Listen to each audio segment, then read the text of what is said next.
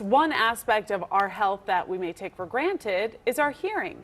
However, as we age, we may notice that we have to turn up the volume on the TV or ask people to repeat themselves all the time. You have the closed captioning on? Always have the closed captioning on. It's a problem. Well, anyway, Yeah. Dr. Desai, professor and chair of primary care at Kansas City University, is here to talk about the subject. So what is going on, Dr. Desai? As people get to a certain age, when, suddenly the sounds like on movies is deafening and then you can't hear it, and, what's going on there?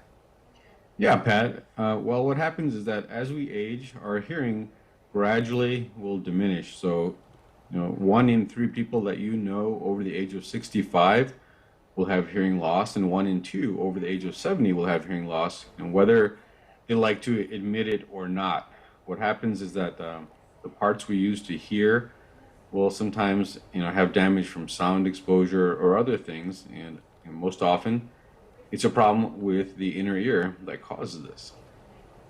And so how is this diagnosed?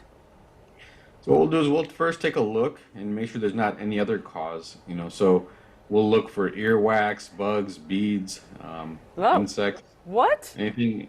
Yeah, we find a lot of stuff in the ear Are sometimes. you kidding? I'm not joking in any way.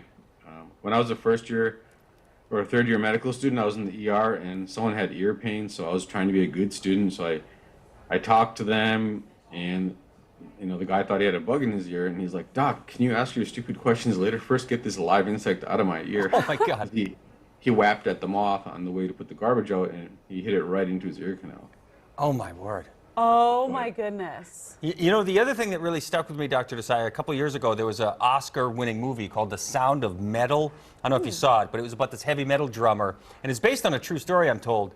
And he loses his hearing. And it happens pretty quickly. It was really terrifying. I didn't realize it could happen like that. Yeah, it just really depends on how loud the exposure is and how frequent it is. And you can't reverse it once you have, sound-related hearing loss. You can't get that back.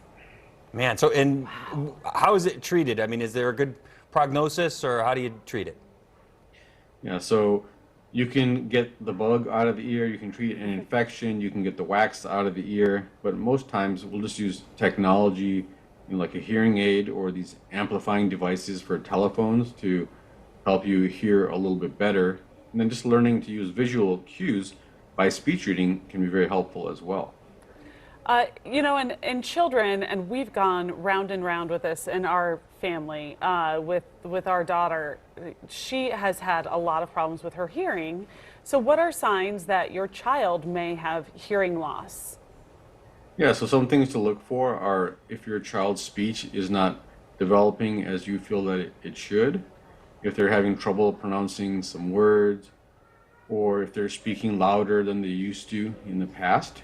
And then insert an eye roll here, but if they're appearing not to listen to you or the teacher, or if they want to pump the volume up on the television, those are some signs that they may not be hearing as well as they should. Yeah, and I guess, and it may sound obvious, Dr. Desai, but the big takeaway here is take care of your ears. If you're blasting music on your earbuds on a walk or a jog, it can be dangerous. You could definitely mess up some expensive equipment in there. Yeah.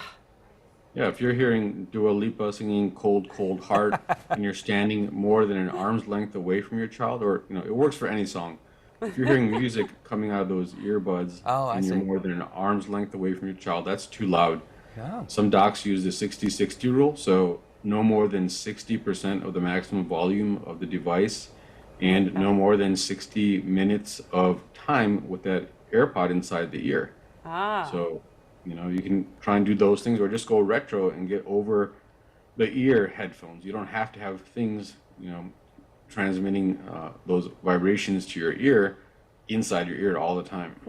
Unless you work in television. Yeah, that's right.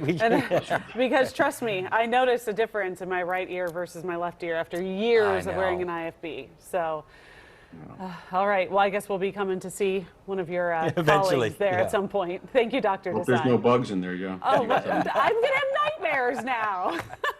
Thank you. Good stuff. Thanks, Doc. You're welcome.